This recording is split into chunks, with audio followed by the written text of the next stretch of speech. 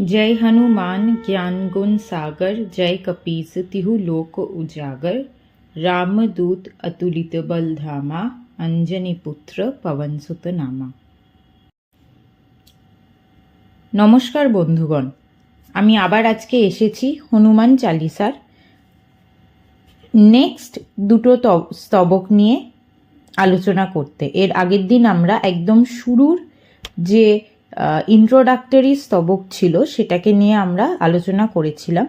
আজকে আমরা তার পরের দুটো স্তবক নিয়ে আলোচনা করব। জয় হনুমান জ্ঞান গুণ সাগর, জয় কপীস তিহু লোক উজাগর। রামদূত অতুলিত বল ধামা, অঞ্জনী পুত্র পবন সুত নামা। শুরু করার আগে সবার আগে আমি বলতে চাই যে আমার যদি কোনো ভুল ত্রুটি হয়ে থাকে তাহলে আমাকে আপনারা ক্ষমা করবেন। হয়তো আমি সব কিছু বা সব শব্দ ঠিকভাবে উচ্চারণ করতে পারলাম না, বা হয়তো আমার বোঝানোতে কিছু ভুল হলো, সেটার জন্য আপনারা আমাকে ক্ষমা করবেন। এবং আমি হনুমানজির থেকেও ক্ষমা প্রার্থী, কারণ যদি কিছু ভুল হয়ে থাকে আমার মন্ত্র বলতে বা সেটার বুঝতে এবং বোঝাতে, তিনি যেন আমায় ক্ষমা করেন। এই বলে আমি শুরু করছি।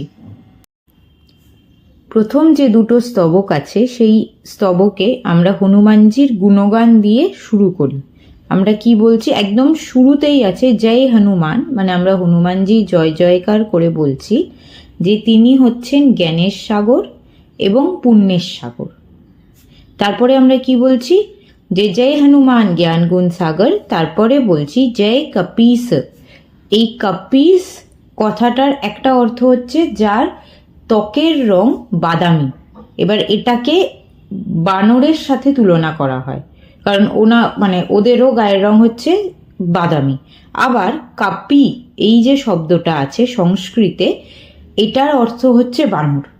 তো এখানে বলা হচ্ছে জয় কপীস, মানে যিনি সব বানরদের রাজা বা সব বানরদের পূজনীয়, জয় কপীস।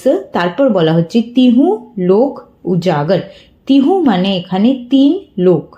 আমাদের বলা হয় যে তিনটে লোক আছে, স্বর্গ মর্ত পাতাল। বলছে যে তিনটে লোকেই ওনাকে সবাই চেনে, সকলের পরিচিত, সকলের প্রিয়। তিহু লোক উজাগর, এটা হচ্ছে ফার্স্ট দুটো স্তবক। তারপর আসছে রামদূত অতুলিত বল ধামা, অঞ্জনী পুত্র পবন সুত নামা। রামদূত মানে যিনি রামচন্দ্রের দূত হিসেবে কাজ করেন, রামদূত।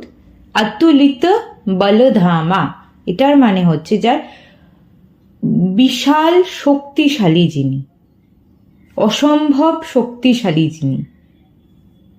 অঞ্জনী পুত্র, এখানে বলা হচ্ছে যে হনুমানজি হলেন অঞ্জনী মাতার পুত্র, অঞ্জনী পুত্র। এবং পবন সুত নামা মানে বায়ুদেবের পুত্র। অঞ্জনী মাতা এবং বায়ুদেবের পুত্র। আশা করি ফার্স্ট যে দুটো স্তবক আছে সেটা আপনাদের ক্লিয়ার হলো। এর পরবর্তী এপিসোডে আমরা এর পরের যে দুটো স্তবক সেটা নিয়ে আলোচনা করব। নমস্কার, জয় শ্রীরাম।